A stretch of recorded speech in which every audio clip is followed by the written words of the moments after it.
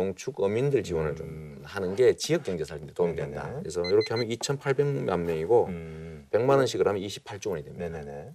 근데 이거를 그냥 지급하면 또 딴 데 쓸 수가 있으니까 이걸 전부 다 해당 지역에서만 쓸 수 있는 상품권으로 지급하는 겁니다. 아하. 이 복지 확대 이런 식으로 하면 그렇게 지역 경제 활성화에도 도움이 되고 경제 성장도 가능하다. 그래서 제가 한 겁니다.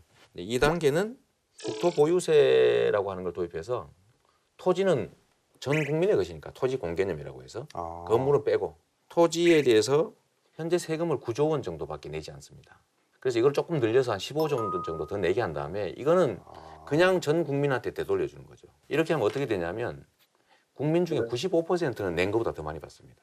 그럼 한 5% 정도는 낸 것보다 덜 받게 되는데 이렇게 조금이라도 재분배가 좀 가능해지고 연간 30만 원 정도인데 이게 이제 국민들이 신뢰를 하면 조금씩 늘려가야죠. 전국에 엄청난 지역 경제 활성화 효과가 있을 겁니다. 야, 이 질문할 게 너무 많아서 그렇죠. 큰 탈이네. 이 소득의 재분배는 가령 정책의 문제가 될 수가 있습니다. 근데 재살이 재분배는요, 네. 굉장히 위험한 발상이에요. 그렇죠.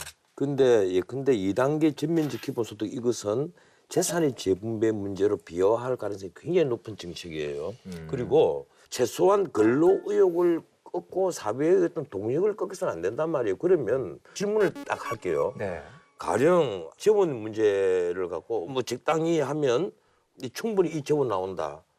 이게요, 박근혜 정부 시작할 때 1년에 복지 예산을 얘기를 하면서 1년에 27조 곱하기 5년 135조가 드는데 어떻게 돈 마련하느냐. 지하 경제 양성화를 하면 27조가 나오고 세출 계획하면 5년 동안에 84조가 나온다. 그렇게 됐습니까?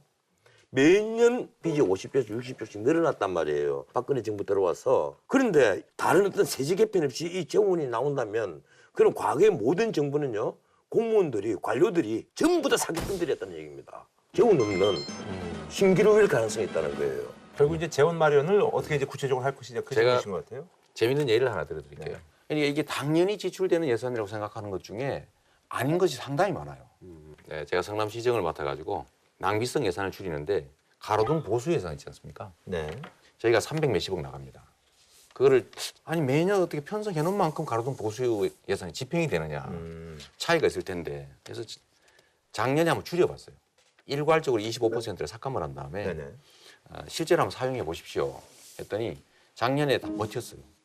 그래서 올해도 여전히 25% 삭감한 상태로 예를 들면 뭐 이자율 정도에 해당되는 것만 올렸는데 지금 실무부서에서는 크게 문제가 되지 않고 있습니다. 고정된 예산이니까 당연히 나가겠지 하는데 실제로는 여지가 많거든요.